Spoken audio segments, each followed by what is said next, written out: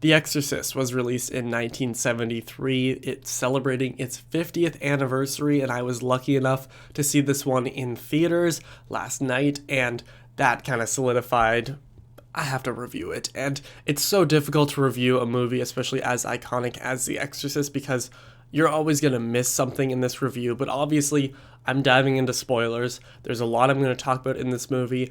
I'm specifically going to talk about the theatrical cut, just because that is the one I saw last night. Now, I have seen The Exorcist about 3 times, I think fully, more like 3.5 times, because I was watching it a few months ago with one of my friends, but then she wanted to turn it off and stuff. But last night, I, for some reason, saw the theatrical cut in theaters, and I want to talk about that one specifically. But yes, I have seen the director's cut. It's just been a few years, so if I discuss some stuff and it's changed in there and I just don't remember, just let me know down below nicely. But really, The Exorcist is the reason why we still have demon movies and possession movies and all that. If it wasn't for this movie and it not being censored, thankfully, then we wouldn't have a lot of James Wan movies. There's so much, Sam Raimi movies, all these horror films. We wouldn't have them, and it's all due to The Exorcist back in 1973. It's still labeled as the scariest film of all time. That's not true to this day, at least in my opinion, but yes, it is definitely unsettling. And that is due to a lot of reasons. And right from the opening, this film opens in such an unexpected way. You have the titles that come up, it's either in black and white or in red, depends on the version you watch it. And the score that's like iconic and creepy in a way. But then we're just in Iraq kind of exploring, and you learn later on why you're there and why one of the fathers is there and stuff like that. But it's like unexpected because you go in, especially with all the hype around it to this day, and you're like, oh, it's going to open with some like crazy big scene. But no, it's just a slow moment. But the way that Friedkin builds on this character, who really isn't in the movie for like another hour and a half or something like that, it is absolutely brilliant. And one of the most like unsettling pieces of sound design I've ever heard is at the end of this first big sequence when Max von Sydow, or I don't know exactly how you say his name, I'm sorry, but when he's looking at whatever this statue, this god is, and you have all these sounds mixed together, and I'll play the clip here, but it is so unsettling.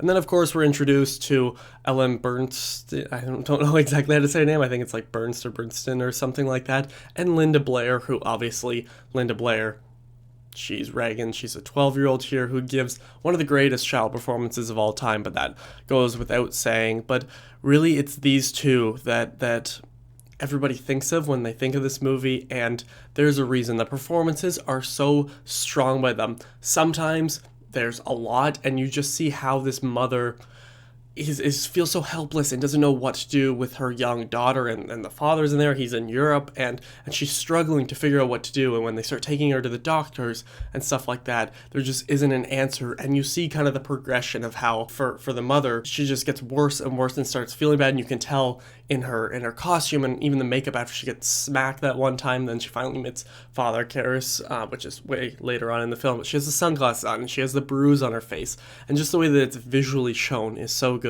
And obviously all that has to go to William Friedkin. He passed away not too long ago, but this is still the only film I've seen from him. But it's one of those that every time you notice something different, and visually this film is absolutely stunning. I think the third act is just shot perfectly. But one thing that I have noticed that I will talk about a little bit later is the editing. It is very different from a lot of movies, and it could be for better or for worse. I feel like as the film goes along, you get more used to it, but a lot of these scenes, again, in the theatrical one, are just like, something will happen, cut. It's not something will happen, reaction shot or something like that. It's just whatever the big thing will happen and cut to the next scene. It doesn't give you time to breathe, which works for some moments and not in other moments. And I know that most people watching this are like probably the biggest Exorcist fans out there for the movie, and critiquing a movie as iconic as this is difficult. For me, there's some scenes earlier on where it does cut a little bit too early, but like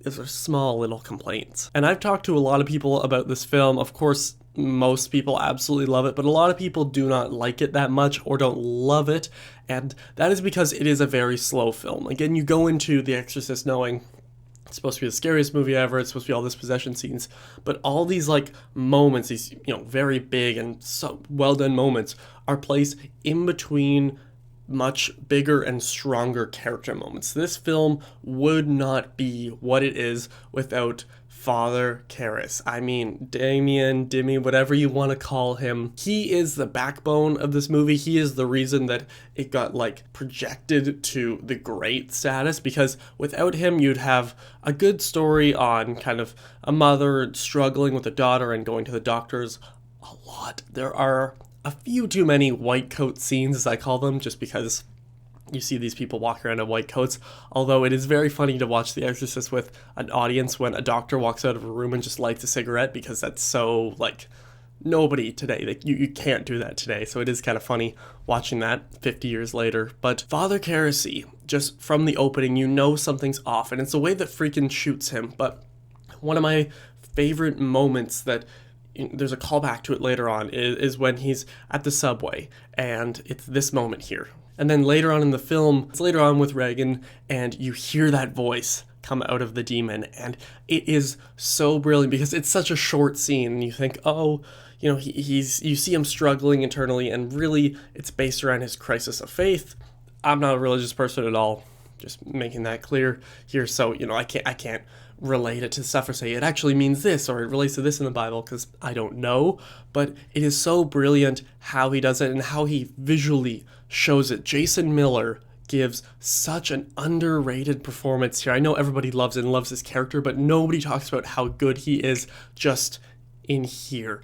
And yeah, William Friedkin did do some stuff on the set that really is questionable. It's kind of like a Stanley Kubrick Shining thing, William Friedkin shot off a gun beside Jason Miller's head, like an actual gun, to scare him, and then they got into a whole thing, and the projectile vomit hits Jason Miller in the face when it's supposed to hit him in the chest, and you could see he's disgusted. He was not happy about that, obviously, and they had to kind of make do with what they had sometimes, because there wasn't a lot of the technology that we have now, and so much of it is practical, and what they were able to do, from what I've seen from behind the scenes, is absolutely brilliant. But another thing that I feel like is almost not talked about enough is the actual look of Damien Karras, is that he doesn't look like your stereotypical priest. You see other ones in the movie, you're like, okay, yeah, but he, as mentioned and is shown in the movie, was a boxer before, and there are scenes where it cuts to him just beating up a punching bag, and it kind of helps this more grounded and realistic look, because when you look at him, he just looks like an everyday guy, but then you see him in church and he's struggling with reading some of the stuff because of all the stuff with his mother, which is such a well done element. It's really only in the start of the movie, having his mom dealing with her, she's in the hospital, she passes away, and he really struggles there. He already is kind of questioning his faith, and then that happens, and it really goes downhill for him.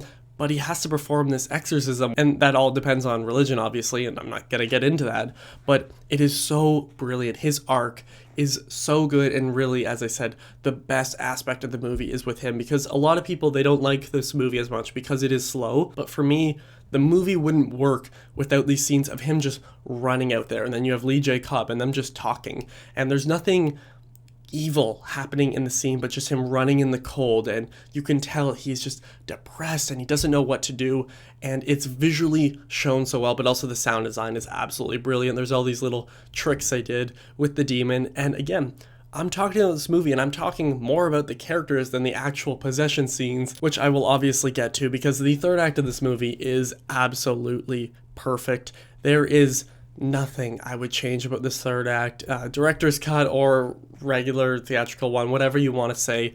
It is so well done. It is so well shot. The acting is absolutely fantastic, and there's just little things that makes you think, when she's sitting up on the bed, is she staring at him the whole time while there's a dead body there? And it's is Father Karras gonna kind of sacrifice himself? And he does, and he goes out the window. But does he live or does he die? I mean, it presents all these questions, and there's that conversation they have, which I don't think is in the theatrical one, but it is in the director's cut, where Father Karras is asking, why this girl? But then the other one is like, it's not this girl. It's because of us. It's because of all these people. And you see the demon talk to them sometimes in very brutal and vulgar ways, which is very entertaining to watch, but it is sad at the same time. And there's so much I could say about The Exorcist, but really you just need to watch it for yourself. For me, from memory, I would say watch the director's cut. That's kind of like the basis that most people say that one is better, but both of them are brilliant and they're different. Like, even the theatrical cut doesn't have the spider walk scene, and I forgot about that, so I was thinking the whole time, when is this in the movie? It isn't there, but there's just little editing things like faces popping up, which obviously is iconic and just so well done. Yes, as I said, there are a few tiny little issues for me, but for a movie that's been heavily analyzed and everything, when I say some of the scenes are cut too short, or there's too many of these white coat scenes, or sometimes certain people's acting is a bit too much, it's stuff that I can completely look over because of how important this film is. And I don't want to say how much fun it is to watch, because really you're not like, ooh, who's gonna get scared next? You're just like, at least for me, like entranced in these characters and the arcs, especially with Father Karras. I mean, without The Exorcist, we wouldn't have about every single horror, or at least possession film of the last 50 years. Friedkin and Blatty's deep character exploration creates the emotional attachment that pushes this film to the great and iconic status. Although this is a demon movie, it's really a story about a mother who feels helpless and a priest who experiences a crisis of faith and how he deals with loss in his own personal life. This all ties together to create one of the greatest climaxes ever, and still remains one of the most important films of all time. I'm going to give The Exorcist a 4.5 out of 5. I know I'll have some huge Exorcist fans criticizing me for not giving it a 5, but it's a number, so who really cares? I love this film. It's not one that I watch every year because it is pretty heavy, and it does take a lot out of you, because I find that I'm always thinking about it every time, and I'll be thinking about it for days, and I'll be editing this and be like, oh, I should have said this, I should have said this.